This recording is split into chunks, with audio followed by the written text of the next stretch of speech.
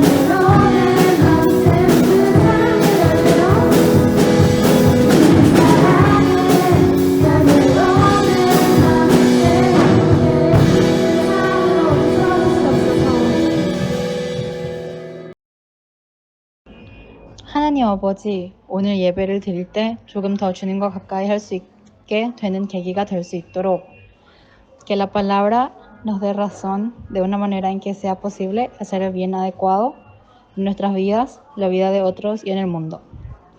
오늘도 주님의 사랑을 받으면서 살아가는 아름다운 날을 주셔서 감사합니다. 감사하며 예수님의 이름으로 기도드립니다. 아멘. 오늘 우리가 같이 살펴볼 말씀은 사무엘상 17장 32절에서 37절 말씀입니다. 사무엘상 17장 32절에서 37절 말씀. 다 같이 우리 한 목소리로 읽도록 하겠습니다. 다윗이 사울에게 말했습니다. 저 블레셋 사람 때문에 우리의 기가 죽어서는 안 됩니다. 왕의 종인 제가 나가서 그와 싸우겠습니다. 사울이 대답했습니다. 네가 어떻게 저 블레셋 사람과 싸울 수 있단 말이냐? 너는 아직 어리고 저 사람은 어릴 적부터 싸움터에서 단련해온 전사다. 그러나 다윗이 사울에게 말했습니다. 왕의 종인 저는 아버지의 양들을 지켜왔습니다. 사자나 곰이 나타나 양을 훔쳐가면 뒤쫓아가서 때려 쓰러뜨리고 그 입에서 양을 구해냈습니다. 그리고 제게 달려들면 털을 움켜잡고 때려 죽였습니다.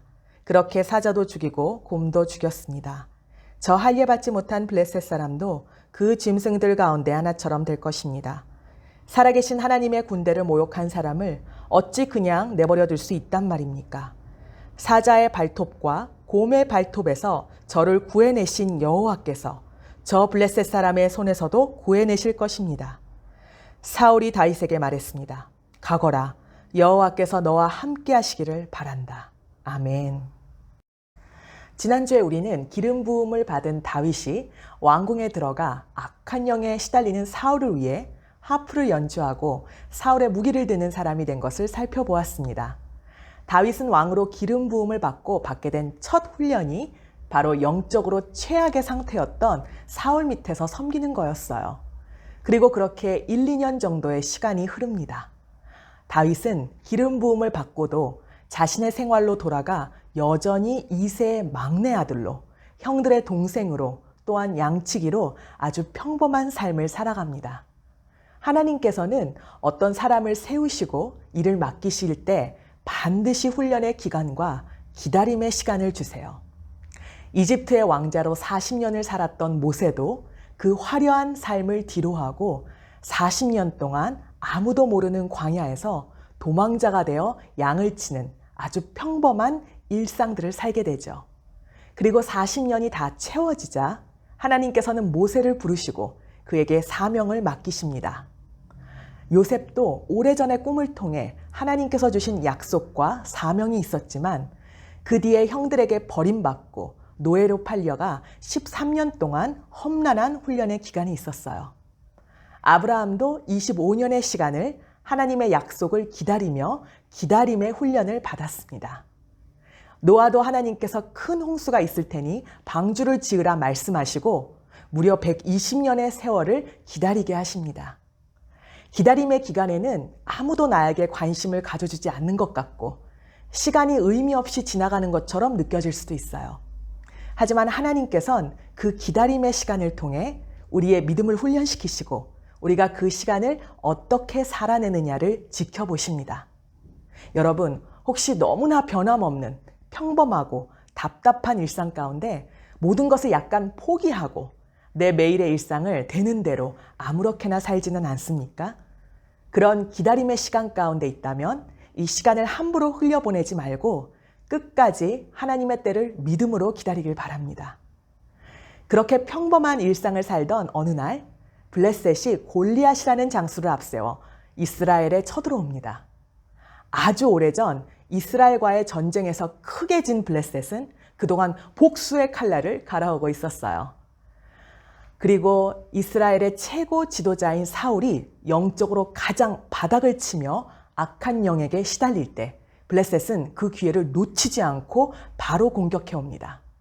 그 유명한 골리앗이라는 장수를 앞세워서 공격해 오는데 골리앗의 키가 무려 1m 80 정도 되고 온 몸이 근육으로 덮여 있는 훈련되어 있는 엄청난 용사였어요. 생긴 것만 해도 무서운데 거기에다가 갑옷, 투구, 노수로 만들어진 다리 보호대, 플러스 엄청난 사이즈의 방패까지 아주 최신식 무기와 갑옷으로 온몸을 감쌌어요. 그 갑옷의 무게만 60kg나 됐다고 합니다. 심지어 골리앗을 위해 방패만 들어주는 방패 전문 용사가 있었어요. 그래서 방패 군인은 골리앗의 앞에 서서 방패를 들고 같이 움직였습니다. 그렇게 골리앗은 모든 것을 갖추고 이스라엘 백성을 위협하기 시작합니다. 심지어 하나님을 모욕하고 조롱하는데도 이스라엘 백성은 찍소리도 못해요. 골리앗이 너네 중에 제일 센 놈 한 명만 보내 나랑 1대1로 붙자고 얘기하며 도전하는데도 아무도 대꾸하지 못합니다. 그런데 40일째 되던 날 아버지의 심부름으로 다윗은 전쟁터에 있는 형들에게 도시락 심부름을 가게 됩니다. 왕으로 기름 부음 받은 귀한 아들인데 전쟁터에 도시락 심부름을 보내는 아주 대단한 집안이에요. 그리고 다윗도 그런 하찮은 심부름을 시켰다고 반항하지 않습니다. 내가 다음 왕으로 기름 부음 받은 귀한 몸인데 어떻게 내 가족이 날 이렇게 취급할 수 있느냐? 혹은 내가 어떻게 이런 하찮은 일을 하냐? 이러지 않았어요. 다윗은 그날도 아주 평범한 일상 속에서 아주 성실하고 충성스럽게 자신에게 맡겨진 작은 일에 순종하며 최선을 다했습니다. 그런데 놀랍게도 하나님의 역사는 이런 평범한 일상, 작은 일을 통해 드러납니다. 도시락을 가져다 주러 갔다가 다윗은 골리앗이 이스라엘과 하나님을 모욕하는 것을 보게 되고 결국에는 다윗이 골리앗을 죽이게 되는 엄청난 사건으로 연결이 됩니다. 누가 상상을 했겠어요? 도시락 갖다 주러 갔다가 골리앗을 쓰러뜨리게 될지. 하나님은 그 작은 일, 평범한 일상을 통해 일하십니다. 여러분, 혹시 지금 여러분한테 굉장히 작은 어떤 일이 맡겨졌나요? 혹시 너무 하찮고 작고 평범해서 소홀히 하고 있는 일이 있나요? 그 평범하고 작은 일을 통해 하나님이 어떻게 역사하실지는 아무도 모릅니다. 여러분의 일상에 주어진 평범하고 작은 일을 우습게 여기지 말고 최선을 다해 끝까지 충성하십시오. 아무도 보지 않는 것 같은 그 일을 하나님이 보고 계시고 작은 일에 충성한 자에게 하나님은 큰 일을 맡기십니다. 그렇게 다윗은 골리앗이 하는 이야기를 듣고 분노하며 걱정하는 사울을 뒤로하고 골리앗 앞에 서게 됩니다. 그런데 이 작은 체구의 다윗이 전혀 기죽지 않고 골리앗에게 너는 칼과 창과 단창으로 내게 나오지만 나는 만군의 여호와 곧 네가 모욕한 이스라엘 군대의 하나님의 이름으로 내게 나간다. 또한 여호와께서는 칼이나 창으로 구원하지 않으신다는 것을 여기 모인 사람들이 다 알게 될 것이다.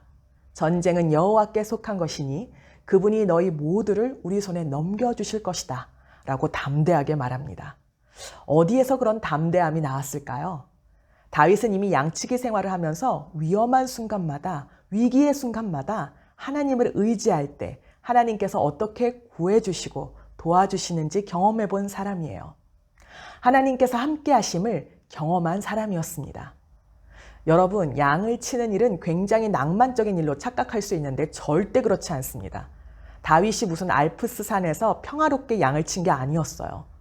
이스라엘 지역에서 양을 치려면 풀을 찾아 굉장히 멀리 집을 떠나 몇 개월씩 야외 생활을 해야 해요. 밤에는 홀로 외롭게 거의 뜬 눈으로 양들을 지키며 밤을 지새워야 합니다. 그런데 곰과 사자와 야생동물들이 양들을 노리고 수시로 공격합니다. 그럴 때마다 다윗은 혼자서 갖고 있는 지팡이와 물맷돌을 갖고 혼자서 싸웠어야 했습니다. 그리고 그런 위기의 상황 때마다 다윗은 하나님의 도우심과 보호하심을 경험했던 거예요. 다윗에게는 하나님과의 추억이, 하나님에 대한 경험이 많이 쌓여 있었어요. 하나님과의 깊은 교제가 있었기에 하나님이 어떠한 분인지 정확하게 알고 있었고 다윗은 담대할 수 있었던 것입니다. 여러분, 우리의 인생의 문제가 아무리 골리앗처럼 커 보일지라도 하나님 앞에서는 아무것도 아니에요. 최신 무기로 무장한 골리앗이 다윗의 물맷돌에 어처구니 없이 쓰러졌던 것처럼 하나님과 함께하는 자에겐 그 어떤 문제도 힘을 잃고 쓰러지게 될 것입니다. 하나님을 의지하는 저와 여러분이 되기를 간절히 바랍니다. 지금은 다 같이 준비하신 헌금을 주님 앞에 올려드리도록 하겠습니다.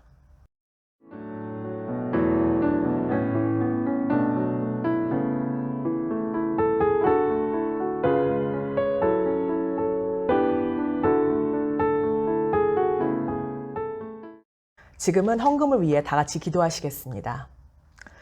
항상 주님의 품 안에 품어주시고 우리의 모든 것을 지켜보시며 인도해 주시는 주님, 지난 한 주도 저희들이 무사히 공부하며 또한 건강히 지낼 수 있게 해주심을 감사드립니다.